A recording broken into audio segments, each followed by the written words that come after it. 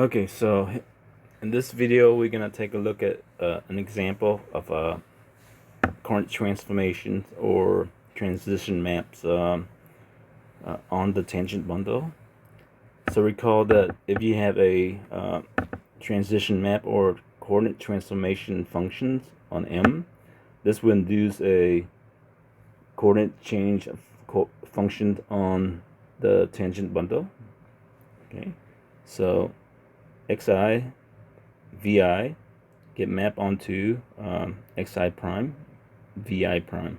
Okay, so this is what we already studied before from the previous video, and visually this is how is that you can see it.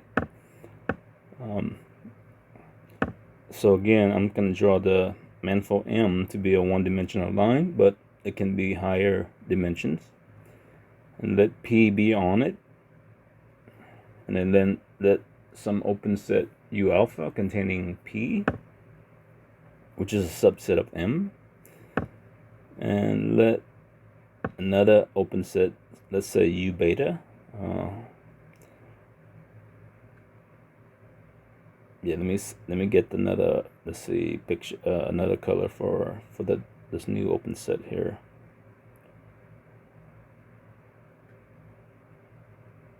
Okay, so in the blue is U beta. Okay.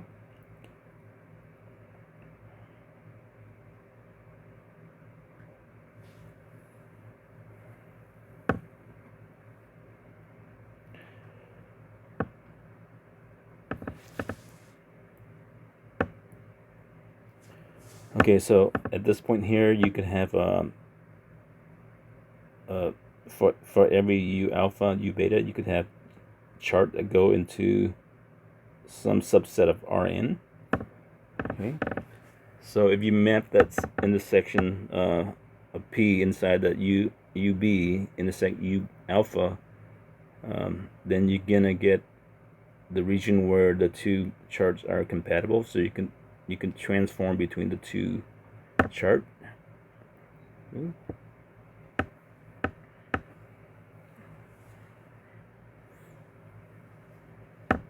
Okay, so at this point here, going from left to right, that at the bottom, that means you have to go inverse alpha, composite that to phi beta. Okay, so going from left to right is that. So phi inverse composite beta is a mapping of phi of alpha of the intersection of U alpha and U beta to phi of beta of the intersection of U alpha and U beta.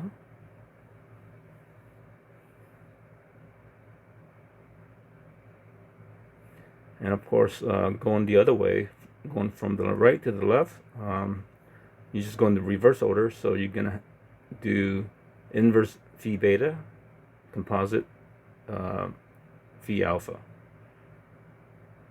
Okay, so inverse phi beta, composite phi alpha. So here's a mapping of phi beta inverse composite phi alpha. It's a mapping from phi beta of the intersection into phi alpha of the intersection.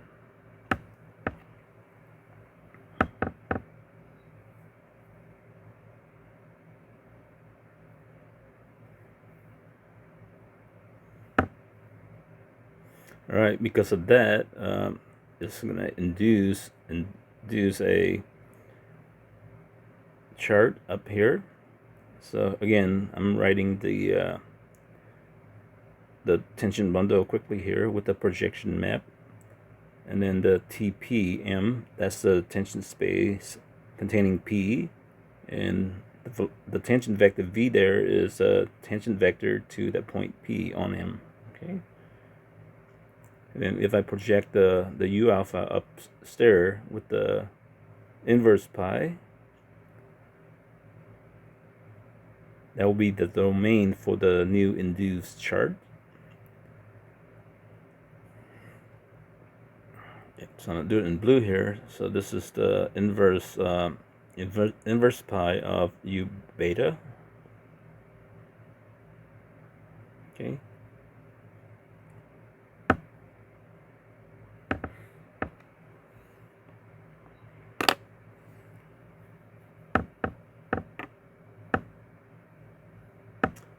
Okay, so I'm just call the U alpha hat to be defined to be the new domain on the tangent bundle. Okay.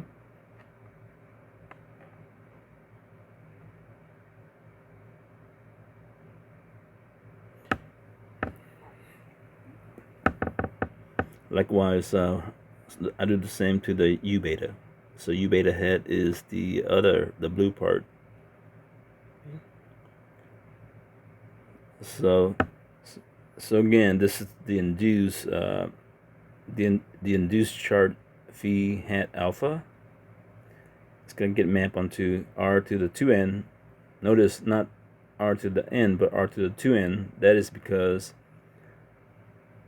they contain the point of application, in this case p, element of m, and also the point v, which is the vector, the tangent vector to that point. So together is r to the 2n. Okay. And if you express that in components, then it looked like this: xi to comma vi, where I go from 1 to n, and of course this is a subset of r to the 2n. And then of course you can have another phi beta hat on the tangent bundle. So that again go to the r to the 2n.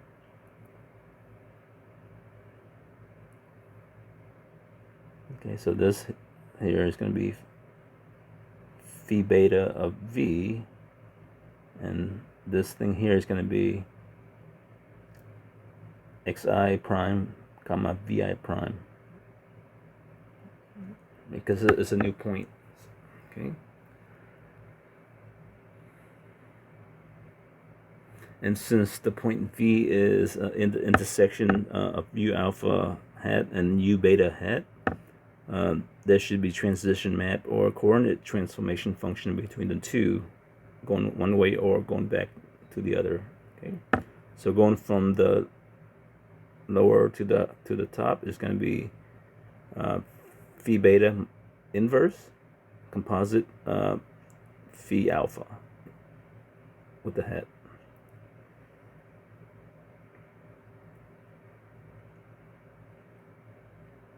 So this is going from the bottom to the top, so it's going to be phi beta of the intersection of u alpha hat intersect u beta hat into phi alpha of the intersection of u alpha hat and u beta hat.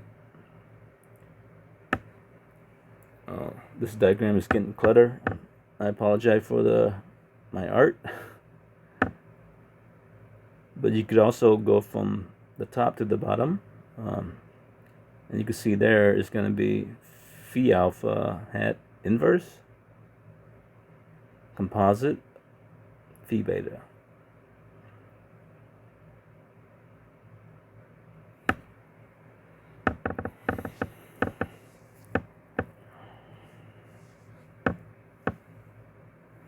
Okay, so this is the proposition that we want to prove here.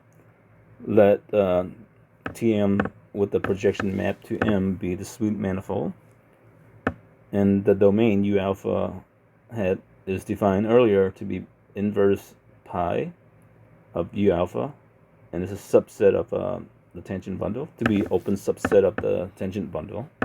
And without loss of generality, we're just gonna let n equal to 2. Okay, so then this will induce a two chart alpha hat and phi beta hat. And of course, with the following transition maps. So you're going from, let's say, the variables in the M, the manifold M is going to be R and theta. And this will take you to some X and Y, and some Vx and Vy. Okay. All right, so here's the proof.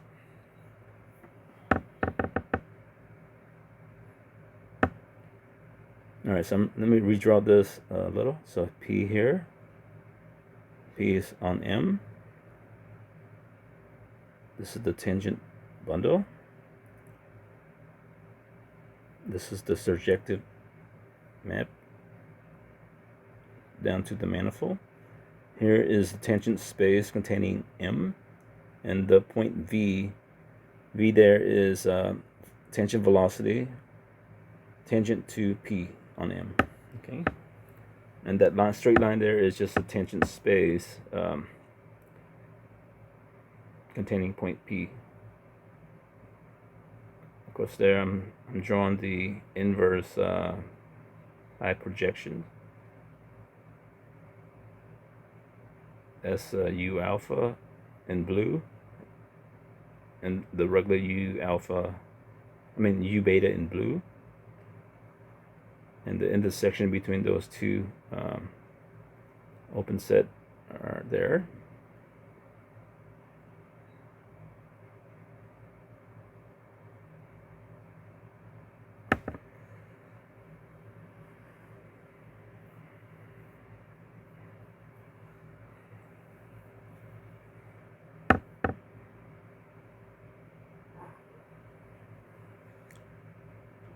Okay, so here's the chart induced phi alpha. Go to R to the 2n, and in this case n is equal to 2, so just R to the 4 dimensions. Okay.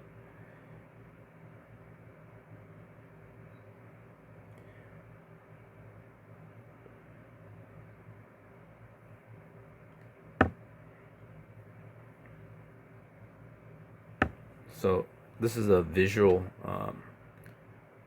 representation of the proof. Give us some idea where we can attack the problems. And then we have another chart, phi hat out beta. So that go into another R4. Okay. And then again, you could write your transition map or coordinate transformation between these two, the upper and the lower part. Okay.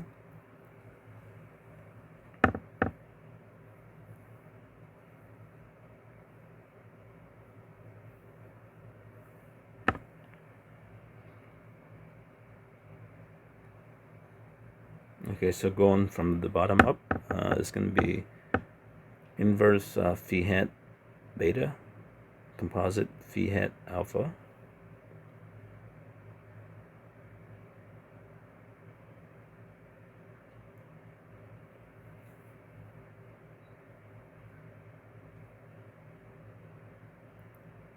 okay, so we need to show that the components and the basis vectors, the partial derivative of xi is another way to write the basis vector, is equal to some new components vi prime, and to the multiplied by the new basis v partial xi prime. Okay, if we can show that, that mean everything's good, everything's compatible. Here I'm just writing abbreviations of the partial derivative. So partial I is just partial xi. Okay.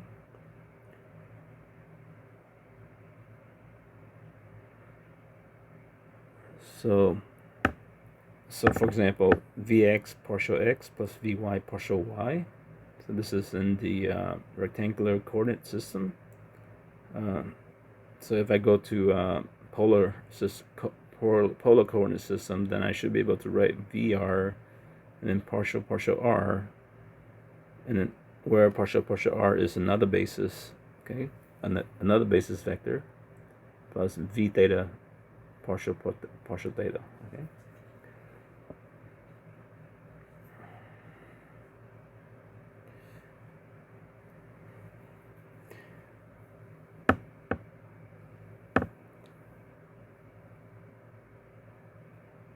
Yeah, so at the manifold level M, the transformation function is well known. So like x is equal to r times cosine theta, and y is equal to r times sine theta. Okay. So that's a coordinate transformation of the point on M. At the tangent bundle level, it will look something like this. So let's start with the so let's just talk about the components of the velocity only. So you could go from Vr to and V theta into Vx and Vy. Okay, well, those are the components of the velocity in each of the coordinate systems.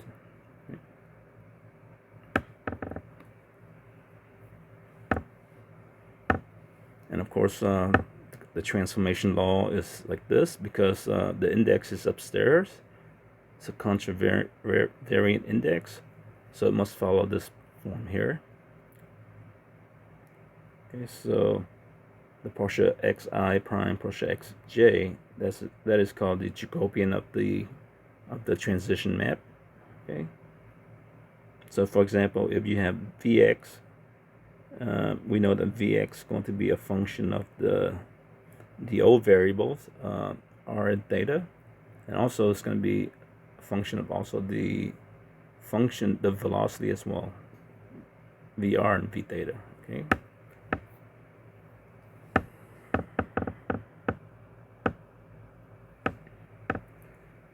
So according to this transformation law here, it's going to be, if we let V1 prime, let's say, to be x, and then x2 prime to be y, then of course v to the x is going to be partial x1 prime partial r, and then Vr plus partial x2 prime partial theta, V theta. Okay.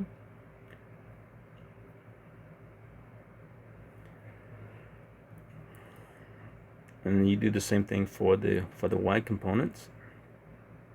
We know that y is equal to r times sine theta.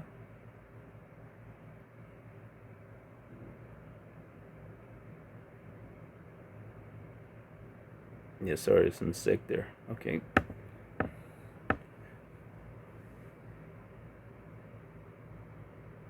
So if you just do that partial derivative, you get cosine times v of r,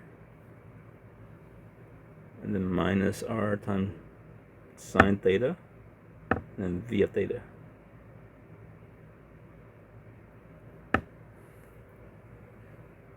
And then you do the same for the Vy.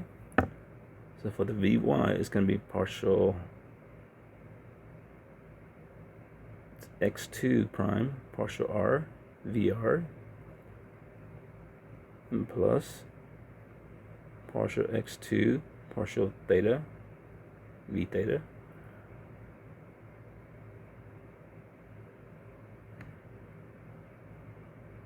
And of course x2 prime is y, so it's just partial derivative of y with respect to r, so that just give you a sine theta times Vr, then plus r cosine theta V theta. Okay.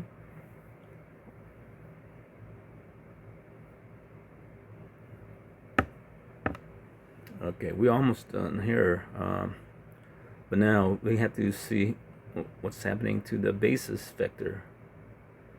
Okay, so we should be able to form this Vx partial x, Vy partial y, and this should be equal to Vr partial r. Oh,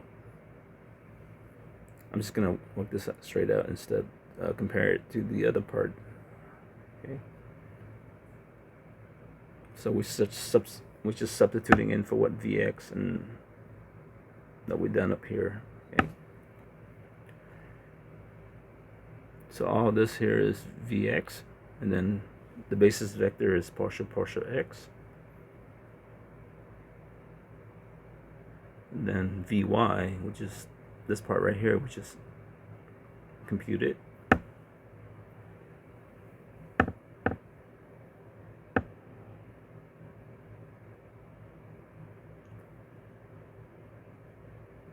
Cosine theta, and then the basis vector partial y. So now we have to figure out how to transform the basis vector to the new basis. Okay. Since the basis vector has a lower components, it's going to transform oppositely to the contravariant components. So the Vx1 prime is going to be downstairs as opposed to be upstairs. And then of course over here will be xj. So this is the formula that we would be using for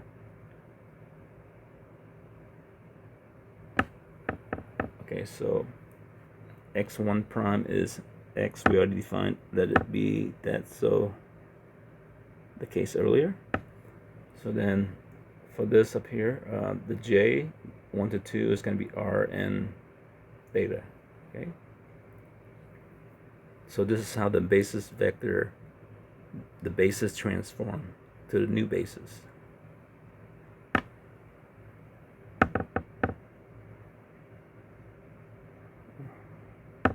Okay, so r, remember r is parenthesis x squared plus y squared to the 1/2, and then theta is the arctangent of y over x.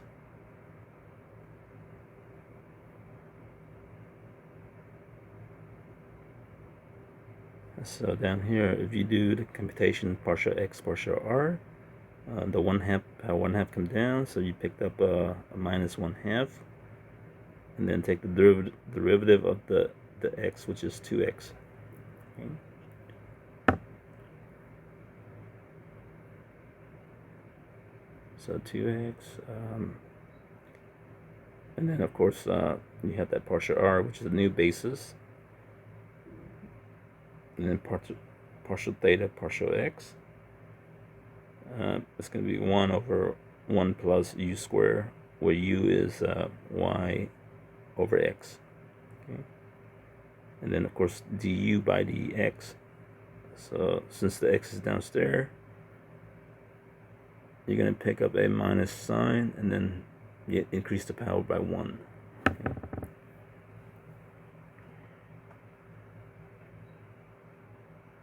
This is the formula for the arctangent.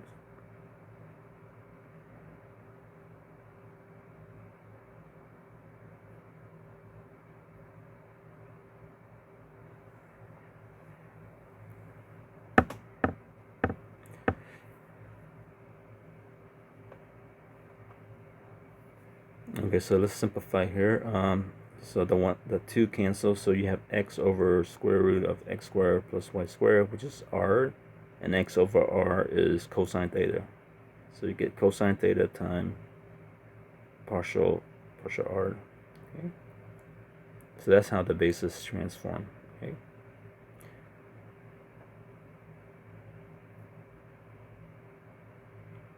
And then the right hand side here, you have the next term you have is that, and then you have minus y over x squared.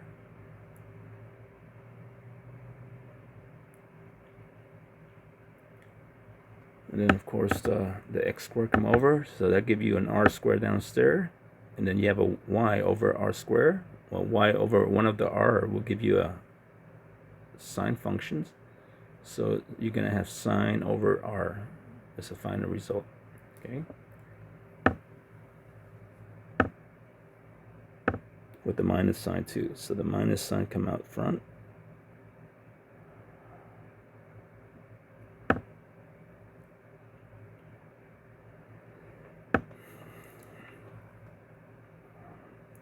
So it's going to be cosine partial r.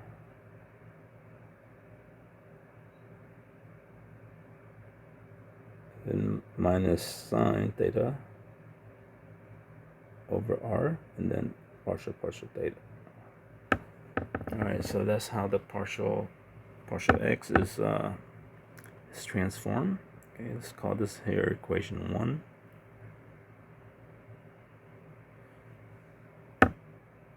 Alright, let's take a look at the partial y.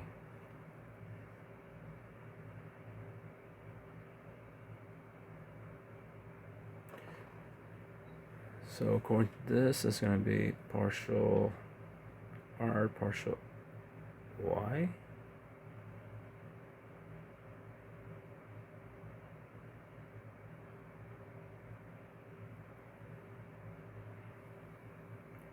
And then partial y. And partial R, sorry. And then plus partial theta partial y. And then partial theta.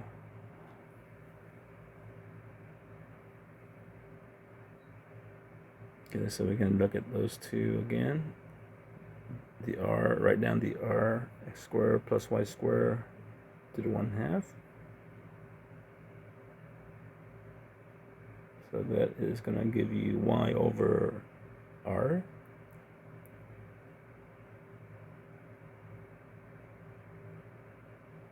And partial R. And then for the angle, this arctan of y over x.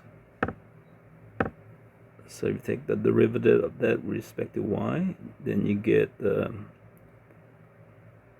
over 1 plus y squared over x squared, and then time 1 over x, and then partial theta. And then of course if you multiply the, so that right there will just give you a sine of theta, partial r, and then the second term will give you, if you multiply the x upstairs and downstairs, then you get the x over r squared. So x over r squared is just cosine over r. And then partial theta, partial theta.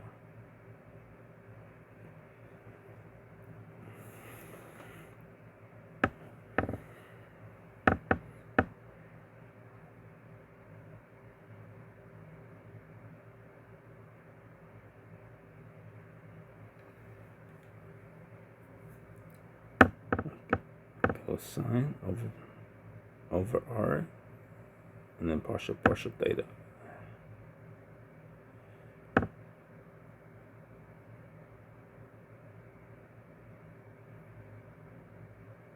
Alright, so we have another equation, partial y,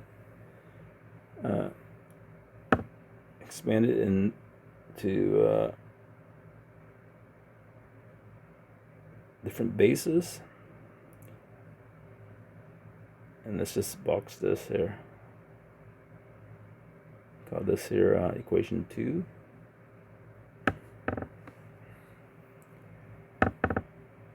And then now we have to plug all that into this equation here. Let's call this thing here star.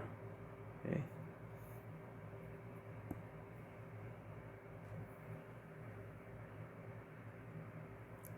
Okay, with the two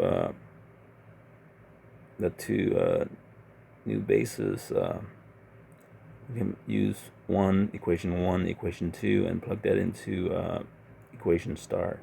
Okay.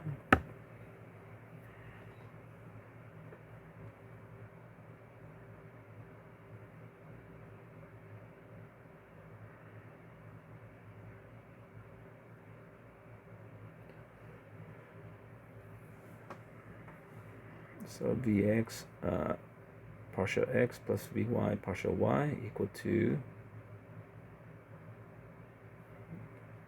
Vr times cosine theta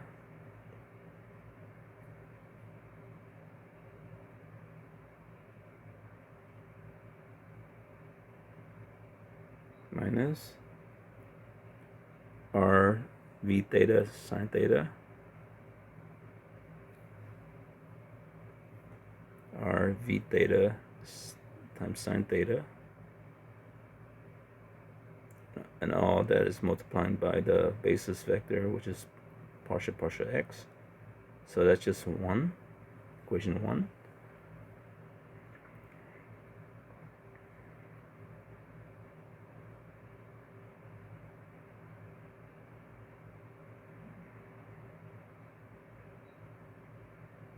Cosine partial r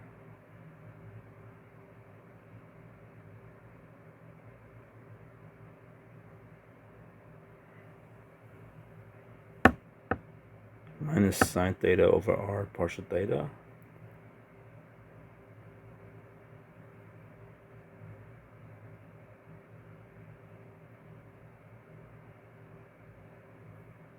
Okay, plus Vy times partial y. So Vy is Vr sine theta.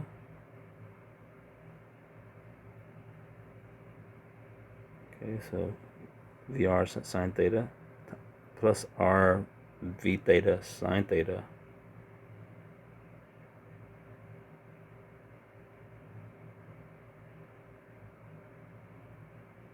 Sine cosine theta. And all that is multiplied by partial y.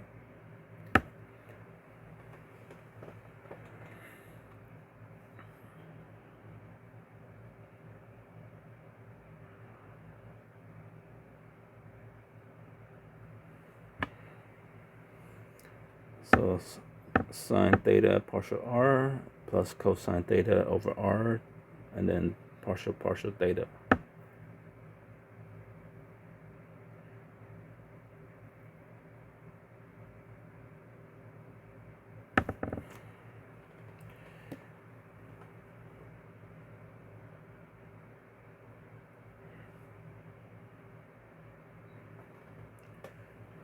Okay, so all we have to do is just expand this, multiply it out, and then see what it will give us. Okay,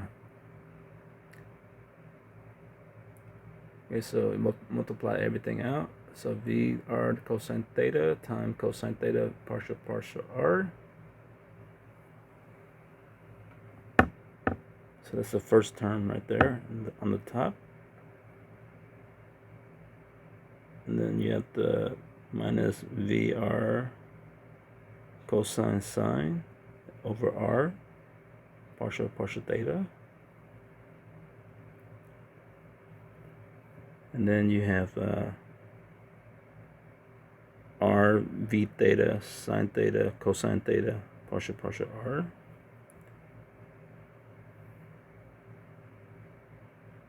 And then you have plus v theta sine theta square partial theta. V theta sine square theta partial theta. Okay, the bottom term here plus Vr sine square theta partial r.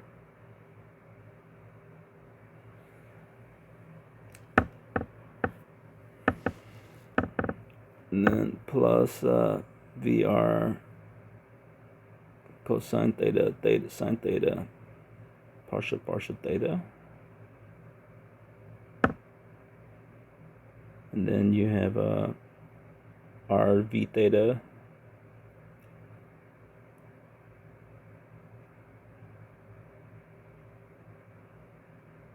cosine theta sine theta partial r.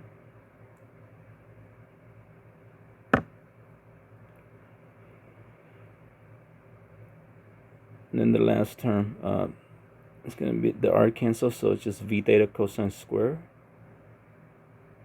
and then partial theta.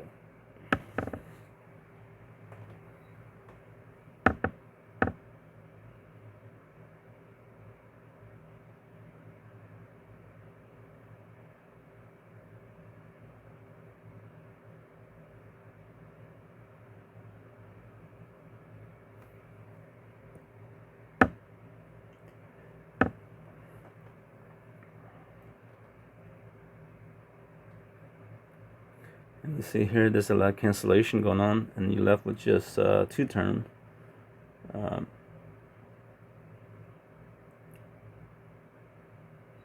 So you ended up with a VR cosine square plus sine square, so that's equal to just VR time partial r,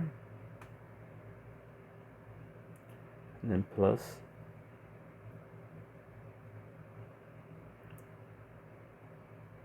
v theta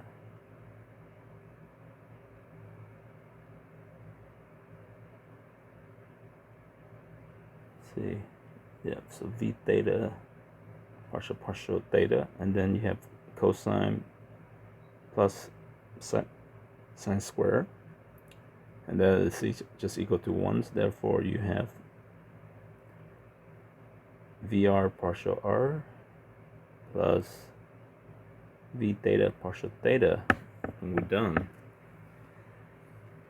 Okay, so the two sides are compatible, so therefore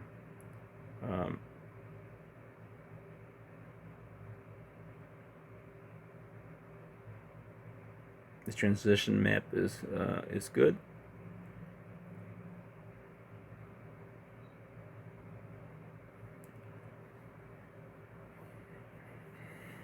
And a proof. Okay, so you see how in regular physics we do the coordinate transformation of the point, but here we are doing the transformation of the point and of the vector, the velocity vector itself. So it's a little bit more useful. Okay.